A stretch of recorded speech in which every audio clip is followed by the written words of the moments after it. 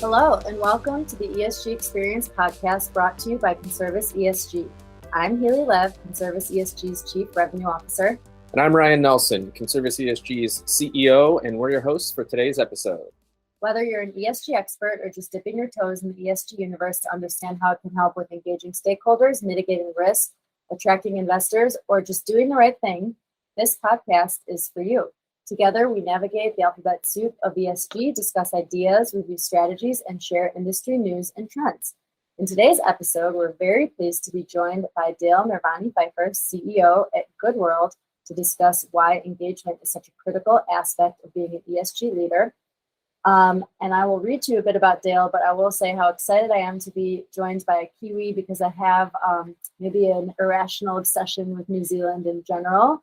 Don't be scared, but it's an obsession. I'm a little nervous. Yeah. Well, you shouldn't be. Dale should be because she's the Kiwi. Got it. So Dale was named New Zealand Woman of the Year in the community category, as well as 40 Under 40 Business Leader by the Washington Business Journal. She is passionate about empowering businesses to be a force for good. Can businesses be good? Well, let's find out today. We'll find out. Dale is the founder and CEO of Goodworld, an award-winning social impact platform used by inspirational brands such as MasterCard, Prezi, and Lyft. The all-in-one platform helps companies engage employees and customers in ESG and CSR experiences that drive bottom-line growth for companies. Goodworld was named a world-changing idea and is one of the world's most innovative companies by Fast Company magazine, as well as one of the top 25 veteran-founded companies by Forbes. And Dale, as I mentioned, is a Kiwi. She's from New Zealand, but she resides in Washington. That's a lot of accolades. We're graced by your presence and honored to have you. Oh my gosh. Well, thank you so much. High praise. I have to thank my commerce person for writing such a great bio. It really is an honor to be here, and I've been really excited for this podcast. So thanks for having me on. Well, yes, we're happy to appreciate having these conversations with some of the thought leaders and innovators in the space and in business in general, really. So let's dive right into Goodworld. We'll let you tell us about Goodworld and what it is. And specifically, we kind of gather that there's some intersection of CSR. Maybe we'll just cover what that is. And ESG. So we're talking about the environmental, social, and governance components. Of course, that's what this podcast focuses on, and then corporate social responsibility. So maybe tell us the crossover and intersection and anything you want about Goodworld, which is a super cool platform. Absolutely. So Goodworld is a social impact platform, and we do both nonprofit fundraising and community management. And we do social impact for companies. So what that means is we work with all sorts of companies, from Fortune 100 companies through to rapidly growing tech startups, and we really help them become this force for good in the world. And I love your question: can businesses can businesses do good? And I absolutely do think they can, and I've seen it so many times. Sometimes there's that famous saying, businesses do good for all the wrong reasons, but I absolutely see them doing so much good. But Goodworld, we really focus on social impact experiences to really help build corporate social responsibility and ESG programs. And we use the tools of things like volunteering, corporate giving, matching, and in the ESG area, we have all sorts of things like waste reduction challenges, DEI experiences that can really help a company really accelerate along on their corporate social responsibility and ESG programs. I think this question around corporate social responsibility, ESG, I loved what you said in the beginning about the acronym soup. Sometimes I just laugh at this question and, really wish that we could all create consensus as a sector. Yeah. But, from having been around in the game for a while, people say to me, where was ESG 5 years ago? And, I think like a lot of the work that is done in the world of ESG now was traditionally done by the corporate social responsibility department. Mm-hmm. ESG has come along, really from a mandate from investors and really kind of pushing investors forward. And so like with ESG, it's been very much around compliance and risk mitigation and and making sure that you're sort of ticking those boxes. And I think like a part of that corporate social responsibility kind of nestles like neatly into a part of that, but ESG has just become so much broader with, things that would have been traditionally done in the diversity inclusion department, now also fitting into ESG. Some of particularly sustainability jobs, that fits into ESG. So, in answer to your question, I think that CSR and ESG are partially overlapping, but ESG has just become a much broader thing, and that is engaged with a whole different set of stakeholders. Even from like the accounting department is involved in ESG, because there's a huge focus on measurement, whereas traditionally in CSR that would not have been the case.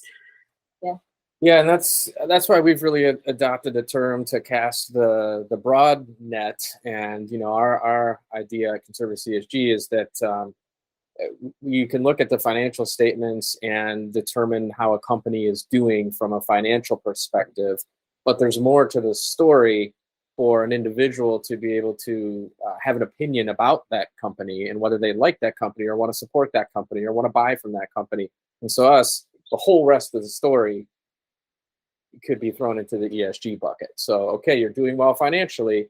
How do you treat people internally? Are you promoting good practices? How do you treat your community, your environment? So those two, if there's metrics that you can look at, financial and ESG, and there's a lot of work to go to standardize ESG metrics and be able to look at it. But let me ask, so we said that companies can do good. I think that the tougher question that maybe we won't tackle is, should they be, what sense of doing good, do they have to? Do they have to? And I think what's happening is consumers with regulation and these kind of things, we're kind of saying, yes, they really should, can they, and do they have to, or should they? So maybe we're starting to say, yes, you better be responsible, if you're going to run a business. Absolutely. No, I think, the answer to that question is like, should they do good? Absolutely, if they want to be here in like 10, 20 years time, because I think, stakeholders are speaking so loudly these days. Employees, like, we're seeing like, the great resignation was really interesting. I was reading a Gallup study the other day that showed that 20% of employees who were leaving their job was because they didn't feel that sense of fulfillment inside of their current job. And they wanted to work for an organization that actually they felt that, that they wanted to work for an organization that they felt was like doing good for the world. Like that's, such an important thing for employees, and, attracting employees and retaining employees, employees who are engaged at their work through having a sense of fulfillment have so much higher productivity. I was reading a McKinsey paper the other day that said they were 18% more productive. So if you want your team to be more productive, then absolutely, yes, as a business leader, you should be looking at these things. From a revenue growth, even from a revenue growth perspective, there's a thing like the green premium. You're able to charge more for products if there is a eco-conscious label or some strong story about companies, about the company and its positive impact on the environment. Brand loyalty, things like that. Like these are real metrics that go into the bottom line, not to mention, things like gross margin. I mean, you could reduce waste in the organization, like electricity, reduce water waste, that reduces in lower expenses, and, you're able to increase your margin. So increasingly more we're really trying understanding like what the mechanisms are that really are creating this value from these ESG initiatives from ESG initiatives in companies, and really how companies should be going about measuring this as well. Yeah. And it sounds to me, Dale, like you're still sitting there a little bit making the case for ESG. You're making the business case for ESG. The fun thing that I've enjoyed over the past 18 months as someone who's been in ESG my whole career, 20 years, right? And you said just in the last 5 years, it's really picked up. In the last 18 months, it's really picked up. And I almost feel like this two-part process of first having to evangelize and make the business case for ESG and explain to people why it matters and why it's important. It's almost gone away, where now the question is just, well, I know I need to have an ESG strategy or program. What is it, or what should it be, or what is, my way of doing it? So that's definitely been eye-opening and refreshing. And of course, I say tongue-in-cheek, can businesses actually be good? Of course they can. And Ryan mentioned it ties back directly to our mission, is that, we want to see it. And I think a lot of the consumers and other stakeholders, employees and otherwise, are already looking at companies that way. So it's literally watching our mission, or even, like my careers work become relevant for the good, for the bad. In the pre-chatter before this call, we mentioned that if anything gains momentum, attention, there's going to be haters and there's going to be people that bring it down. I don't know. No press is bad press. It's relevant. People are talking about it. And now it's almost like we've passed the tipping point where you have to explain why you're not doing it, something. Yeah. But I will say, I think that regardless, it still has to be good business. It has to make sense. And, you talk about margins or profits. I think very few people are willing to say, yeah, I will sacrifice the key financial metrics in the name of ESG. I don't think many people are there yet, if anyone. But the people who are adopting and embracing it, cutting edge, bleeding edge, they're the ones that truly believe it will make their business better. Diversity in your workforce will make your business better. Mitigating risk, depending on where you're sourcing your materials, training, safety incidents, energy efficiency will make you run a better business that will be more profitable. So people that have truly bought into that as a concept, I think they're done questioning if it's just an expensive thing they have to pay for marketing or something. So we're almost saying you have the right to not have a point of view about your environmental and social impact, but good luck to you if you run your business that way. Yeah, absolutely. And I think what's underlying this is kind of a shift in the logic as to why ESG. I think it used to be all about risk mitigation. It used to be all about de-risking investments for investors. Now, like, investors have seen that there is this great performance that comes out of it. There's this added bonus that, companies do perform better, they're more profitable, et cetera, et cetera. So we're moving from, environmental, it's moving from environmental risk to environmental impact. How, as a company, can we have the biggest impact, on the environment, positive impact? How, as a company, we're moving from social risk to social impact. So how, as a company, can we have the biggest possible positive impact on social things around our company? And that's not from, writing a sustainability report and having it live on the back pages of our website.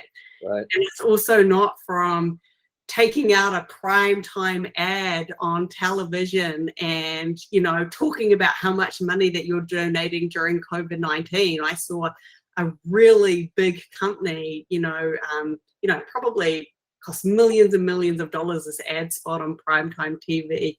Next day, there was like press on them, with their delivery workers who were getting paid next to nothing and contracting COVID and a huge health risk, and saying, well, I wish some of that would actually filter down to me. So that's not the way to do it either. I think the way to do it is to really create a movement or a group of, really getting people engaged in the initiative so they can become the ambassadors. Your employees become the ambassadors if they're engaged, if they're helping to build the program, if they're, contributing their ideas, if they see themselves as part of it, they will become the ambassadors and be the ones who are talking about it. And they will also, and so they will enable that benefit reputationally but you know, that they but they will always also become your ambassadors, and but they'll also contribute onto the ideas and creativity. And like, if you're talking about waste reduction, they're the ones who are in there doing the day-to-day, so they could probably see like a lot of the areas where waste could be reduced, for example. Yeah, I love the increased focus. Like, listen, even to the time we spent talking about the employees. You know, I feel like the days of yesteryear, everything was about the client, the customer, the customer, the customer. I think now people have really understood that until the employee base is happy, or like you said in the research that you quoted, 18% more productive, engaged, not turned over, driven, mission driven, that's what's going to make the difference, right? It will trickle down to the customer. So there's actually a concept Ryan introduced within our firm and our department of like your NPS scores, your customer net promoter score will never be higher than your eNPS score, right? Your employee score. So your customers will never be happier than your employees are. So investing in your employees, investing in these programs that make your employees feel like you're doing the right thing, you care about them, you're not just throwing money, like you said, a donation, it actually will lead to a better business and better profits and higher revenue. Like, it really will. So I love that. I mean, I love the increased focus, and I think companies have to be smart about that, because now all employees have a voice. Social media, it's so easy to get a story out there, positive or negative, you know, these videos that go viral, good or bad, right? Because everyone now has a platform. So yeah, it's almost like, it's nice. I like this shift. I do. I like to see that shift. And I think, you know, diversity and inclusion is such an important piece of this. And with that, we want our ESG programs to be diverse and inclusive. I mean, and, you know, like, and, you know, I think that's really, really important. We need all voices, you know, we need all hands. And it's amazing how I think when, you know, you open the doors and you say, okay, I mean, first of all, like, to engage people is not easy. Like, I mean, I'm sitting here using the word engagement flippantly, and like, it is a really challenging piece of it. You know, you thought measurement was hard and reporting, you know, engagement is tricky. Yeah. So we have to be really, really artful in the way that we do it. You know, I think listening is so important in terms of engagement. You know, going out there and really getting a pulse on, like, okay, what do people think? How do people see this issue? You know, really kind of, you know, and, you know, identifying priorities. I think listening always has to be like a first kind of step. And then, you know, creating awareness. You know, senior management buy-in is not 100% necessary, but, you know, really turns the dial up in terms of, like, you know, engagement in a program like this. Because if, you know, if it comes down from the CEO's office, like, this is a priority for the company, and then, you know, that is going to create huge kind of awareness for that. And then, you know, knowledge is another really important piece. How are we educating people around, like, not only what the company's priorities are, but what actions can they take in their day-to-day work life that would really help turn the needle on things like this. And that really also assists with behavior change. And then I think the last thing that we really focus on, which is important as well, is rewarding people who get involved. You know, and that can be things, you know, things from, like, send them a charitable gift card, or, you know, maybe it's like, you know, calling them out an employee newsletter, or, you know, posting a photo on social media. These don't have to be, like, you know, big, you know, but I think recognition and reward is also a really important piece of getting people engaged. Yeah, and I love the point on listening. It reminded me of something I just read, somewhat related. An old philosopher, like, quote or something. They said, silence is nice. So if you're getting ready to say something, make sure that it's actually better than silence before you say it. Yeah, but I know Goodworld's been around for a while now, and it seems to be, you know, people are always asking, okay, so how do I get started? And I think with Goodworld, it seems like you can do a lot more than just get started. But it's been around for a while, so you've got a pretty robust program, from what I gather online, and the opportunities you bring for someone to run a program and to do well as a business. But I want to tell the story or pat you on the back for how it got started. I thought it was really cool. And correct me if I got it wrong, but people were always on Twitter hashtagging about donating, but then that was the end of the story. They just go hashtag donate, and then you started following up with them, like just being like, hey, you said hashtag donate. Did you donate? Well, no, I was just saying, and then you guys like, other people should. Yeah. And then you were like, well, here's an easy way to do it. And then, so then the next time they tried to pull that, it just donated. So I mean, that's right. I mean, that's definitely part of the story. Where's your authenticity, people? Yeah. So yeah, our first product that we took to market was hashtag donations. So it was a way to instantly donate on Facebook, Twitter, Instagram, and simply like by retweeting a tweet, or we did swipe up to donate on Instagram, and we did comment hashtag donate in the comments section of Facebook. But that is definitely one of the founding stories. Put your money where your mouth is, for sure. Yeah, I thought that was awesome. Yeah. Well, it's putting money where your mouth is, but it's also just removing friction, right? Because sometimes I have the best of intentions. I really want to donate, but if I have to like remember, log in, have a password, like every step that I have to do is less likely for it to happen. So I was going to ask you, just knowing that it's about, and I think it's in your materials as well, like catching someone in that right moment when like the mindset's correct, but then just also removing all the friction. Like, what are the best practices you've discovered there? Just, I mean, you kind of said it already. If it's as simple as retweeting something or hashtagging something or like swiping up. I mean, what other, is that really it? Just removing all the barriers, and what other ideas do you have? Yeah, so we've done quite a lot of work around this, and I think there's so many great examples out there. Part of it's on the payments. That I like to think about like embedded philanthropy. So like the best type of philanthropy is something that's just embedded in your everyday life, and you don't have to think about it. You turn it on once, and then you go and you live your life, and then whenever something happens, when you're going to make a small donation. And one good example of this is our spare change technology. So you can come and we actually offer this as a product with MasterCard. For every time you make a transaction, you can pick a nonprofit, and then, it can be from that's awesome. To every time you swipe the card. Goes to that charity. And if it's just 10 cents, I mean, 10 cents is, 10 cents is just a small amount, but it adds up. Micro donations are actually, on average, $25 per person for a charity per month. And if you've got like 100 people doing that, all of a sudden that's a significant amount of revenue, particularly for a small nonprofit. So that's kind of one of my favorite ways. But you see all sorts of things. I actually really love the stuff that's going on with the gamers and Twitch. And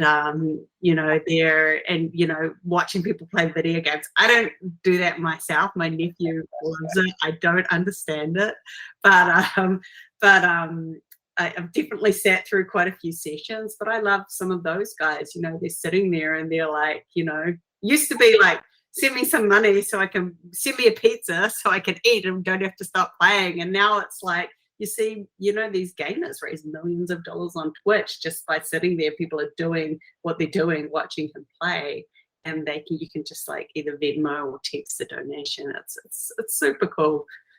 Yeah, what a fun world. I watch people play chess sometimes, but I gotta maybe move it over to the platform where they're actually donating for that. Well, no, that's awesome technology. Let's talk for a minute, if we could, about the actual personnel and leaders in ESG. I mean, we talk about ESG really now as an opportunity or an industry, or what you actually, what you studied, I think your MBA was very, very specific and interesting. Something about materiality and sustainability, or what, can I ask you, what was your? Yes, yeah, that was a course that I did at Stanford. It was about ESG materiality. So, Got it. Okay. So it's there. It exists. It's something you can study. And we know we talked a little bit about how it's been driven through accounting and data and managing CSR dollars and things like that. Sustainability experts are a thing now. And you also advocate for the importance of softer skills, teamwork, and leadership. So if there's people coming up that want to be engaged and be in ESG type roles, what advice do you have for them? How do they equip themselves to be successful in the business world as an ESG advocate or I guess role? Yeah, no, it's such a good question because it is such a rich field. I mean, it's, and I think like, when people are always asking me about career advice, I'm like, well, what are your strengths? And I think this is so relevant for the ESG field. Like, are you into finance, finance and economics, assessment, do you love it? Like analyzing things, you could go in and be an investor, doing, it's so much of the future is going to be about developing products that reduce gases from the environment, or so many different products that need to be developed in the ESG field. So I think product design and software development is going to be a huge kind of place for aspiring ESG folks to get into. Policy is also huge. I think that's such a burgeoning place, and we're going to see regulations coming down here in DC in the next few months. I think, becoming a policy expert on these types of environmental issues could be a really great and rich career as well. But so those are just a few. I think there's a whole lot of different ways if you think about, okay, well, what are my strengths? And you could be an activist, a community organizer around some of these things. Also, like a really kind of a rich place. I think there needs to be a lot of organizing to really get us to where we need to go in terms of net zero and our targets that we need to hit. But I also tell young people, in these types of things, like, really listen to your heart, like, your skills. What are your skills? Listen to your heart. Where does your heart tell you want to go? But also listen to your head, because I think when you're young and idealistic, you don't realize when you're old and grey like me that you're going to need to have money at the end of the day to, like, live into your retirement. So, think about as well. Okay, well, what kind of things what kind of career path could I do that would get me on a solid footing financially as well? Yeah, I like how you say you advise the young people. Do they listen? Do they take your advice? Some of them, the better ones. I don't know. I think some of them do. Yeah. Well, that's good. I remember the approach when I was a kid was, tell everybody they can be whatever they want to be. And that's fun. And maybe that's for a certain age. But they're like, you can be anything you want. And so very quickly I was like, okay, well, I want to be a professional basketball player. So that's what I'm going to be. And then when they see me start committing to this and how it was shaping up, it was like, well, there's other stuff too. And maybe just in case that doesn't work out, you should try some of these other things. So yeah, I'd rather people say, hey, think with your head too about, let's be a little practical, but hopefully you can find an intersection of something that you're passionate about. I mean, I'm certain you can find something that you can be skilled in and can be useful to society and therefore make you some money while also being aligned with a purpose or mission that you're proud of. Yeah, and I'm an advocate and believer from a leadership standpoint. I wish they would stop calling it soft skills because it sounds unimportant, and in some cases it's the most important. But you can even, there's all these frameworks now that will actually match with your work type, your personality type with a job that might make you happy. And I think some people will still dismiss that as like fluff or that's stupid. It's not. I have seen people who, were on performance improvement plans in the wrong role because it just did not suit neither their heart nor their head. And then when they were repurposed into a role that was more aligned with maybe what they didn't even realize was driving them, they were top performers. So I've seen it happen. And I think, Ryan, had those tools been available to you as a small child, it might have been sussed out sooner that, you were never going to be in the NBA. But I don't know. It could just be that I didn't put the work in. It could be. All right, so let's shift gears a little bit back to my obsession with New Zealand. Yes, we do want to spend a minute or two on it, if you don't mind. I'm cool about that, by the way. It is a pretty cool country. You said I'm not 15 to 20 minutes. No, a couple of minutes on New Zealand. We have at least two questions. Yeah. Okay. So, things that I know just from an ESG standpoint, the country was the first to introduce a minimum wage. the first to give women the right to vote. I think I remember That's recently amazing. too, the female prime minister went on like an actual maternity leave during the time she was serving as prime minister, which I'm trying to, in my head, that's absolutely wild. Are you so proud that that's like Wait, New Zealand homeland? was the first ever to give women the right to vote. Correct. Ever. And it was actually the first to introduce mandatory disclosures on climate-related metrics as well for companies. So Wow. I am so proud of my country. I just could not be more proud to come from New Zealand. And it is a wonderful place. And it is a place, I think, as well, where the environment is just so present. There's only 4 million New Zealanders in a country that's actually like quite a large landmass. 4.5 million, sorry. And I heard there's more sheep than people. there's 60 million sheep and 4.5 million people. Yeah. So, and I think the environment just speaks to people there. It's funny, like some people, it's really, New Zealand is a largely secular society. Religion isn't really a big thing there. And, but I think like one of the biggest secrets about New Zealand is that New Zealanders get their spirituality from nature. Nobody goes to a therapist. Nobody, some people do, but like, not that many people go to church or therapy or whatever. But people go to the forest at nighttime and the weekends. That's what we grew up doing in the weekends because there's not many amusement parks in New Zealand.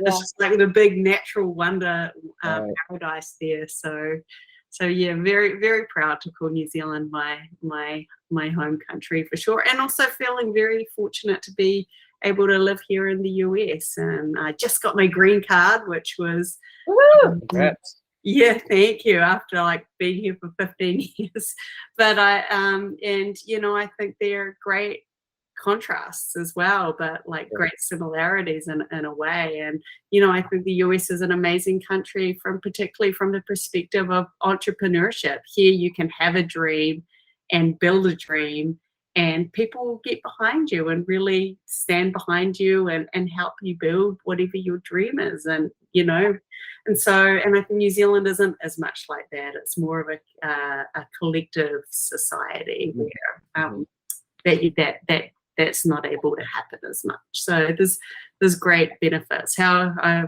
consider myself very, very fortunate to have both New Zealand and the US as my homes. Yeah, no, I appreciate that. I certainly, I do like the entrepreneurial inspiration here in the States.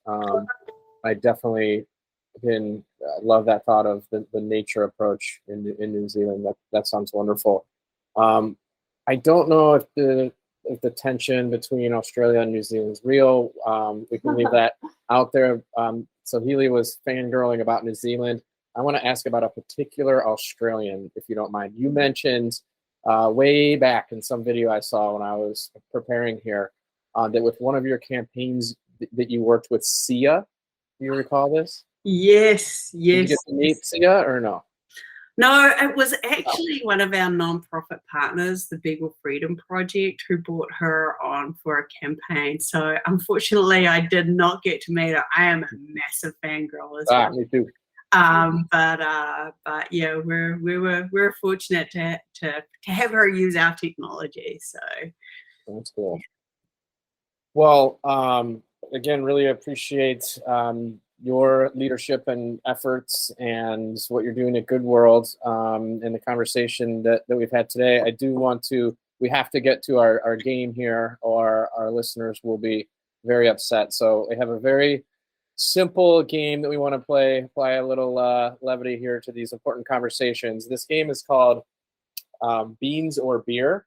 All you have to do is guess if this artisan place that I name, if they're probably a craft beer brewery or if they are a craft coffee. So beans. Nope, that was just that one time.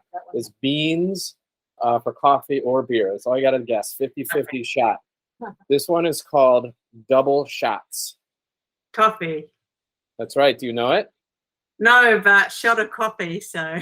Touche.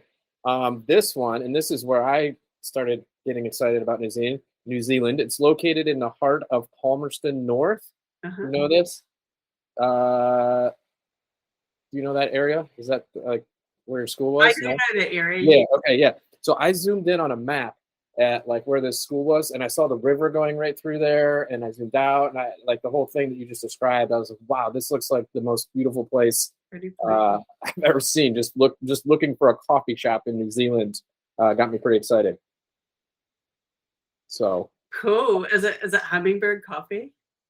This one, it's called Double Shots. It's coffee. Oh, that's Double Shots. Oh, Double Shots. Yeah. No, that was the one. Yeah, Double Shots. I don't know. It says, but this got me. It offers great coffee and wholesome home-style cooking. But it says we are located in a cozy brick building by the square.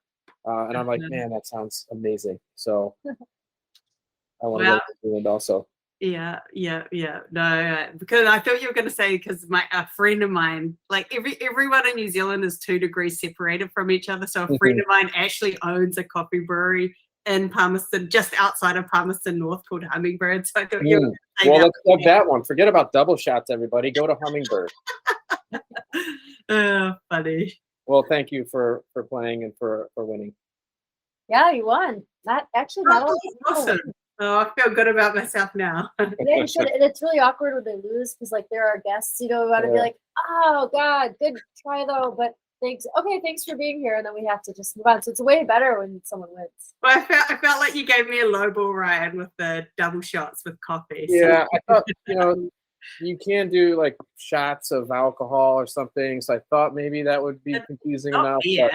But not really beer. Yeah, didn't set that one by you. Yeah. All right. Well, Dale, it was so nice to meet you. Do look us up when you're in Chicago. We'll do the same if we're in DC. And thank you to all of our loyal listeners for joining us on the ESG Experience podcast. There's a new episode every month. So if you enjoyed your time with us, make sure to subscribe on your favorite podcast directory. We appreciate you for continuing to listen and support our podcast.